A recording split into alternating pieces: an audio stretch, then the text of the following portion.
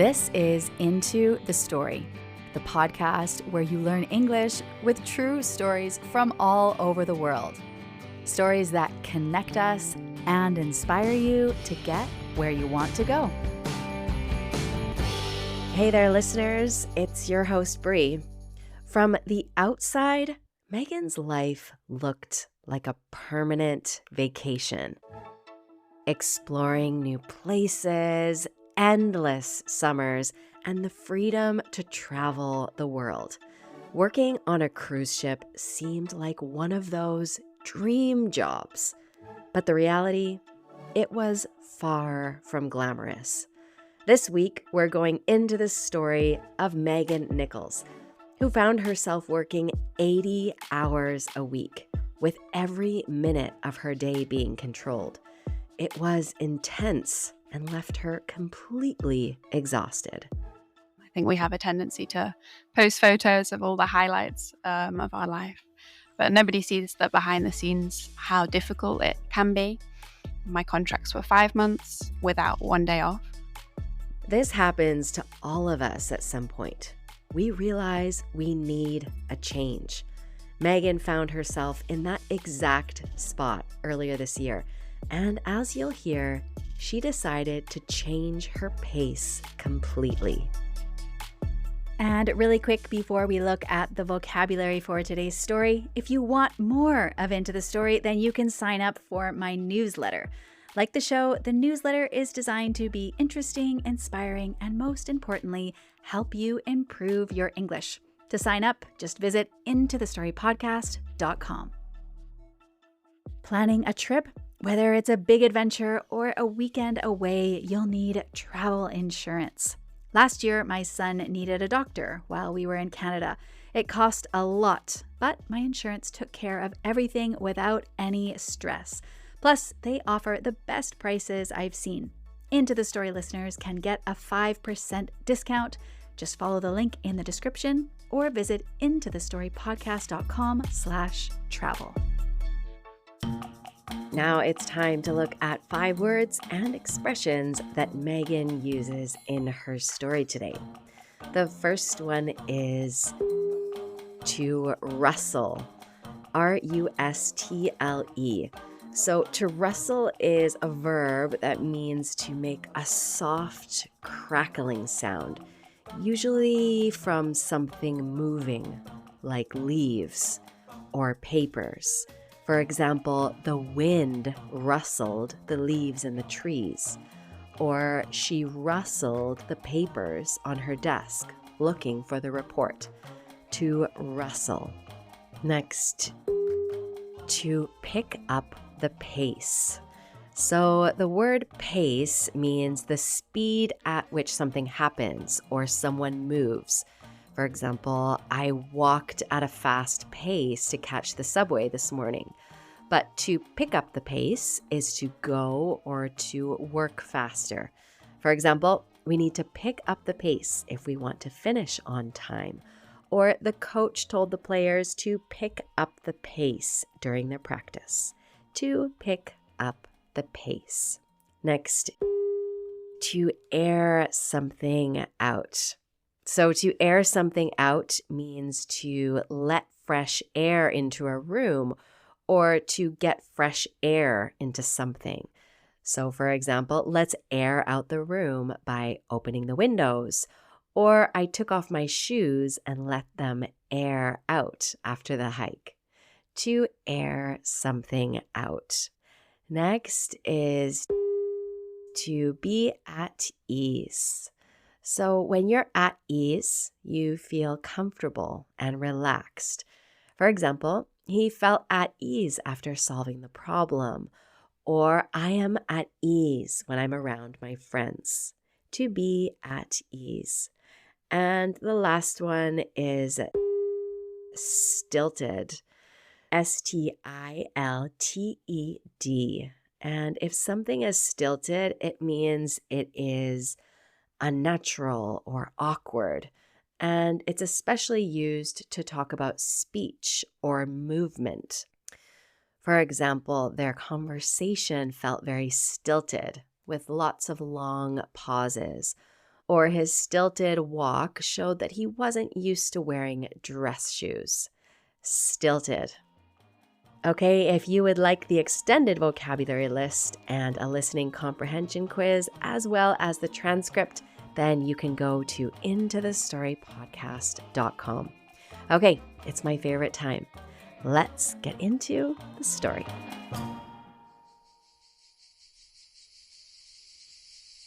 I'm standing in this eucalyptus forest. I can almost smell it now. Honestly, it's miles from civilization, and the sun was something that really surprised me, how hot it was. I'd left early in the morning. It was 5 a.m. I think I'd left this day. So I guess I should be feeling like tired, maybe overwhelmed. But honestly, I'm pleasantly surprised that I'm not feeling any of these emotions at this point. I guess it was just complete contrast from the structure I'd had in my cruise ship job. Megan had spent the last couple of years working on a cruise ship. And it sounds like an amazing job, right? You're traveling the world, living in the sun, out on the open sea. And that's what Megan had thought too. It was her dream job. And if you'd looked at her social media, you would have thought she had it all.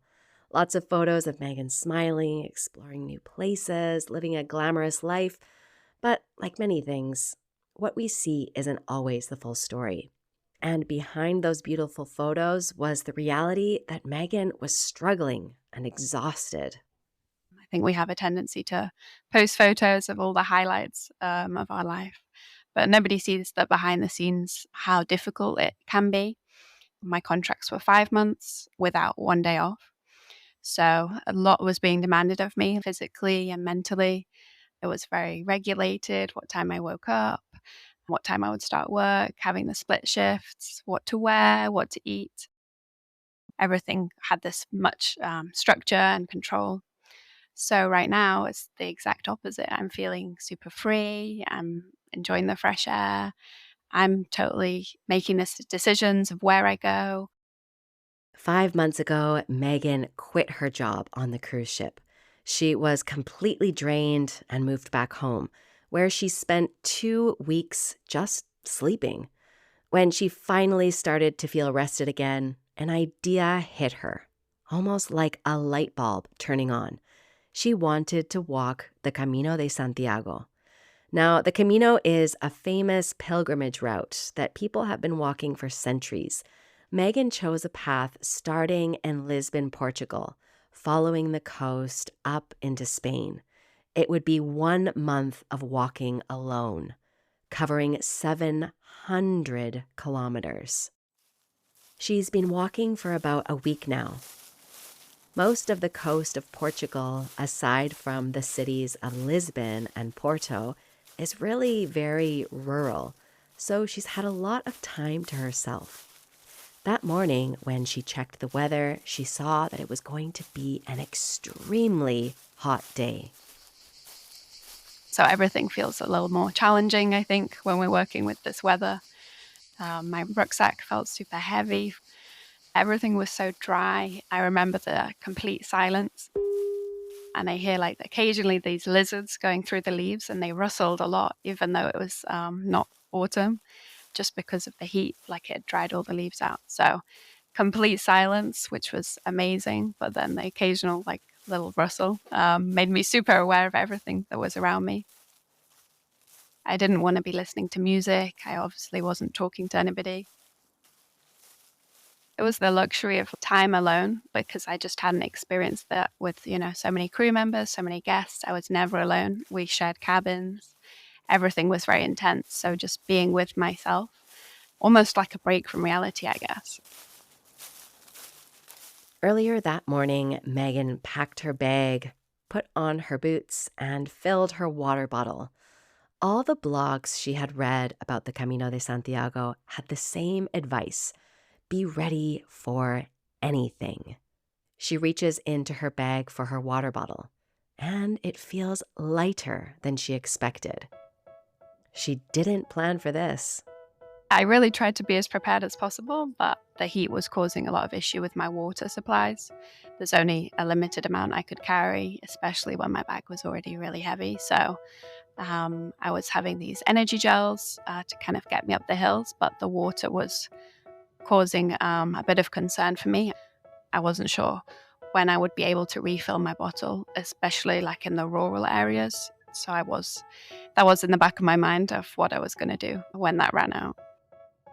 Now, Megan has to be very careful not to drink too much of her water, but she's trying to avoid getting a heat stroke, which is what happens when your body gets too hot and it makes you feel dizzy and sick. She keeps walking, one foot in front of the other. So I was kind of keep going up hills, and there didn't seem to be many downhills, and I was just aware of the elevation climbing, obviously getting hotter and hotter in the day. And I look at my map and I'm like, at the next village, I need to get water. Like, I need to get a drink. I need to sit down.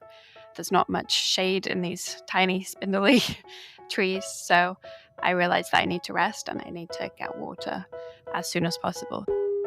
So I kind of pick up the pace. Megan is walking more quickly now. She's determined to get to the next village as quickly as possible. As I started descending into this small village, I was looking for some people. I was looking for cafes, small shops, and I'm looking around and I'm not seeing anything. And it's this kind of moment where I'm thinking to myself, what is happening? What is going on? Where is everybody? You know, it's midday during the week. There should be some like school kids. There should be somebody walking a dog. And it's just like these small farmhouses, and I can't see any signs of life. I remember that I hear the bells from the clock in the church. And I think, okay, great, something's going to happen. I'm going to see somebody that I can get help from or I can speak to about water. And there's just nobody. So it's a very weird feeling. And I'm kind of asking myself what's happening. So I walk past a few shops that have shutters on them. I remember seeing lots of signs of everything being closed. And everything just feels abandoned. So I end up in this tiny little plaza where I see a bench. And I'm like, okay, well, even if I can't get water, I'm going to have to sit down. I need to air my socks out. And I sit there and kind of regroup and think about what the plan is going to be. And yeah, I'm just sat there completely alone. And then all of a sudden, a man walks out of nowhere into this plaza. He's quite old and he looks very tan, like weather beaten. He looks very hardworking. And he smiles at me in a friendly way. So I feel instantly at ease, although I'm not sure why. He just has this aura of being very approachable. He has this grey beard and, kind eyes as he walks over. And I have very limited Portuguese, so we can't speak to each other very much. But I kind of motion to my water bottle and like try and express that I'm not sure what to do or where everybody is. It's difficult with the linguistic barriers, but yeah, I tried to use some Spanish words and hoped that it was similar enough that there would be some kind of overlap in understanding. But yeah, definitely the miming and the water bottle was a key tool in getting my point across with my limited Portuguese. And then he just walks off and I'm left like, where is he? Like, I really needed him. So I feel super disappointed. You know, when your mouth is so dry and you feel like I just need one sip and I'll feel so much better. And I was getting desperate at that point. I wasn't sure what else I could do, especially when I knew the next town was like 10 kilometers away. I wasn't sure how I was going to get to that place. So yeah, he just goes behind a closed door of a restaurant. And I think, where am I? What is happening? Where are the people? Where has he gone? You know, I have so many questions. Megan sits alone in the plaza. She takes off her boots to rest her tired feet and waits. Every second seems to stretch longer than the last. And just when she begins to question if he'll ever return, she sees the door of the restaurant open slightly. The old man steps out and starts walking toward her. And he has a can of peach iced tea. And I remember the condensation was already dripping off it because it was so hot. And I didn't know what he was going to do with it. And then he walks over to me and hands it to me. I'm just so surprised. I thought he hadn't understood. And then he comes back and is meeting these very basic needs almost immediately. Honestly, like the gratitude and the feeling of surprise was so intense. I was really grateful for him and for the drink in that moment. We started talking. I say talking very loosely because this was a very stilted conversation in his basic English and my rudimentary Portuguese. And he basically tells me his life story. And he tells me that he moved from Brazil to Portugal as a child. He'd worked lots of jobs to provide for his family.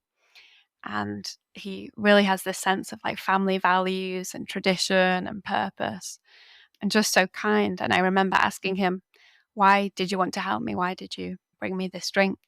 And he also has a son who travels solo. And he said that if his son needed help, he hopes that somebody else would do the same for him, which was really just like a lovely moment that we shared.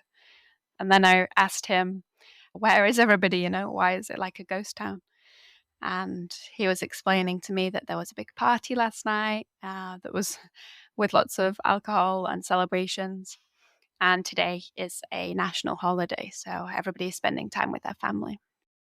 Megan and Mikkel's chat slowly comes to an end as she finishes her iced tea. I just felt so much gratitude, and I was kind of re-energized, I think, like not just from the drink, but also from this really nice meeting, somebody that wanted to hear about me. I was able to hear about him. He showed me where the next arrow was, all the yellow arrows I follow for my path. He returned to his family, and I remember thinking about him for the rest of my day and actually the rest of my Camino. There are legends about Camino angels, people who show up right when they're needed the most. For the last 3 weeks of her journey, Megan thought of Mikkel as her own Camino angel.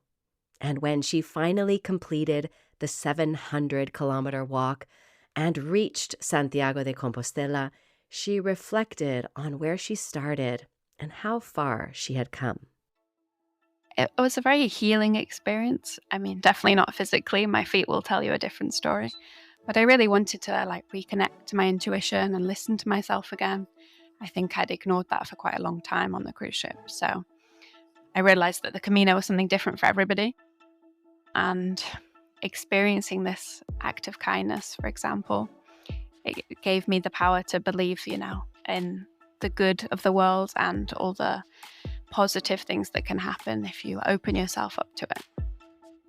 This happens a lot. You're going through life and suddenly you realize that maybe something's not working, or you're just missing that excitement that you used to feel. Now, most of us won't quit our jobs or walk alone for a month, but we can still change our pace. And here's the thing, even small changes can make you feel more alive, more aware. There's a reason for this. It's called habituation. It's our brain's tendency to stop noticing things that we see or do all the time. And that's why small changes or even a short break can bring so much joy. You go camping for a weekend and suddenly you love your bed again.